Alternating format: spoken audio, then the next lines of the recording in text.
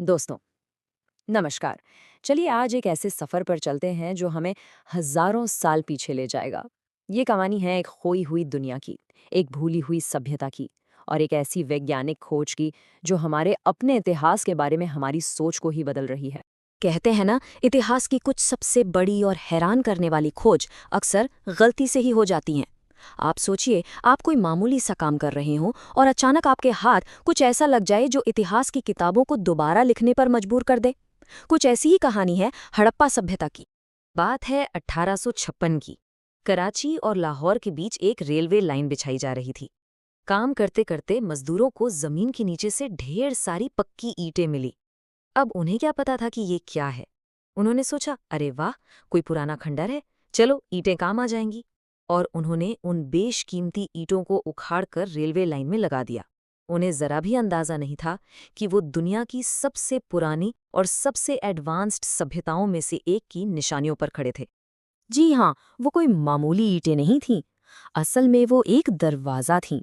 एक ऐसी दुनिया का दरवाज़ा जिसे हम सब पूरी तरह से भूल चुके थे। एक ऐसी महान सभ्यता जो उस वक्त की मिस्र और मेसोपोटामिया जैसी बड़ी-बड़ी सभ्यताओं के साथ कंधे से कंधा मिलाकर खड़ी थी। और ये कोई छोटा-मोटा गांव नहीं था दोस्तों। ये एक पूरी की पूरी सभ्यता थी जो हजारों सालों तक चली। इतिहासकार इसे समझने के लिए 3 हिस्सों में बांटते हैं। शुरुआती दौर, फिर वो दौर जब ये सभ्यता अपने चरम पर थी जिसे मैच्योर हड़प्पन कहते हैं, और फिर इसका आखिरी दौर। आज हम बात करेंगे इसके सबसे शानदार दौर की, जब ये सभ्यता अपनी बुलंदी पर थी। तो सवाल ये है कि आखिर थे कौन ये लोग, कैसे जीते थे, उनका रहन सहन कैसा था। चलिए मेरे साथ हड़प्पा की इस कमाल की दुनिया में झांक कर देखते हैं। यकीन मानिए, ये लोग अर्बन प्लानिंग के मास्टर थे। उनके शहर बिल्कुल आज के मॉडर्न शहरों की तरह प्लान करके बनाए गए थे। सड़कें एकदम सीधी, एक दूसरे को 90 डिग्री पे काटती हुई। हर घर में अपना बाथरूम और टॉयलेट होता था। और उनका ड्रेनेज सिस्टम, यानी पानी की निकासी का सिस्टम, वो तो बस कमाल ही था। इतना एडवांस्ड कि आज भी देखकर हैरानी होती है। और मोहनजोदड़ो का ग्रेट बाथ और बड़े बड़े अन्न भंडार, ये सब उनकी इंजीनियरिंग का जीता जागता सबूत हैं। हमें उनकी हजारों मोहरें भी मिली हैं। इन पर जानवरों की तस्वीरें हैं और साथ में है एक रहस्यमयी लिखाई जिसे आज तक कोई पढ़ नहीं पाया है। सोचिए, वो हमें क्या बताना चाह रहे थे। ये एक ऐसी पहेली है जो आज भी दुनिया भर के एक्सपर्ट्स को उलझाए हुए है।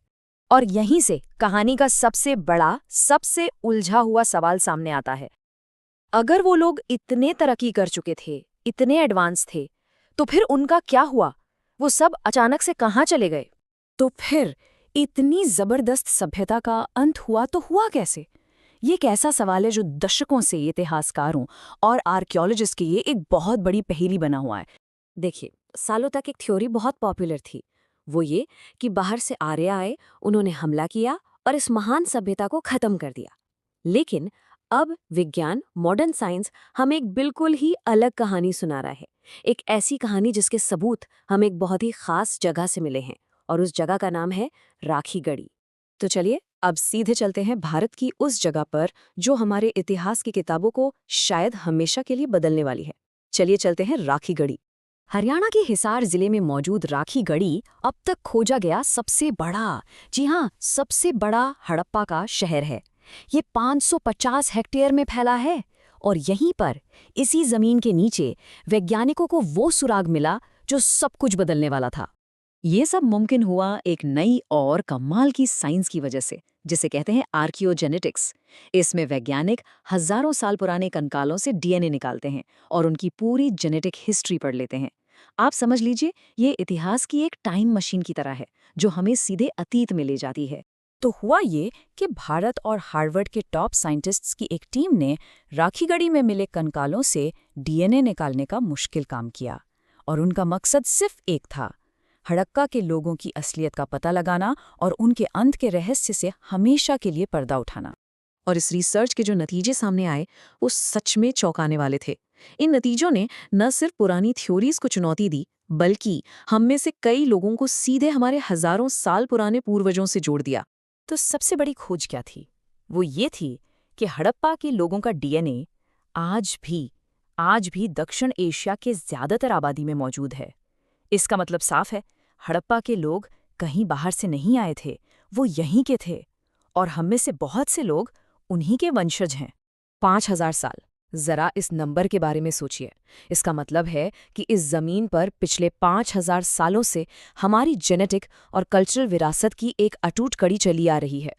और सुनिए, इससे भी ज्यादा हैरान करने वाली बात, जब वैज्ञानिकों ने उन कंकालों के डीएनए से उनके चेहरे दोबारा बनाए, तो वो चेहरे आज के हरियाणा के लोगों से हूबहू मिलते जुलते थे। है ना कमाल की बात? इतिहास अचानक से कितना अपना अपना सा लगने लगता है। तो इस सब नई जानकारी का मतलब क्या है? इसका सीधा सा मतलब यह है कि अब हमें अपने इतिहास को और शायद खुद को भी एक बिल्कुल नए नजरिए से देखना होगा। तो चलिए फटाफट दोहराते हैं कि हमने क्या सीखा। पहली बात, हड़प्पा के लोग इसी जमीन के, यहीं के मूल निवासी थे। दूसरी बात, उनकी जेनेटिक विरासत आज भी हम में जिंदा है, वो टूटी नहीं है। तीसरी बात, किसी बड़े बाहरी हमले वाली थ्योरी का अब कोई पक्का सबूत नहीं मिलता। और सबसे जरूरी बात, आज का विज्ञान हमें अतीत के वो राज बता सकता है जिनके बारे में हमने कभी सोचा भी नहीं था। राखी गढ़ी की कहानी हमें यही सिखाती है कि इतिहास कोई पत्थर पर लिखी लकीर नहीं है। ये एक जिंदा पहेली है जिसके नए नए टुकड़े हमें आज भी मिल रहे हैं।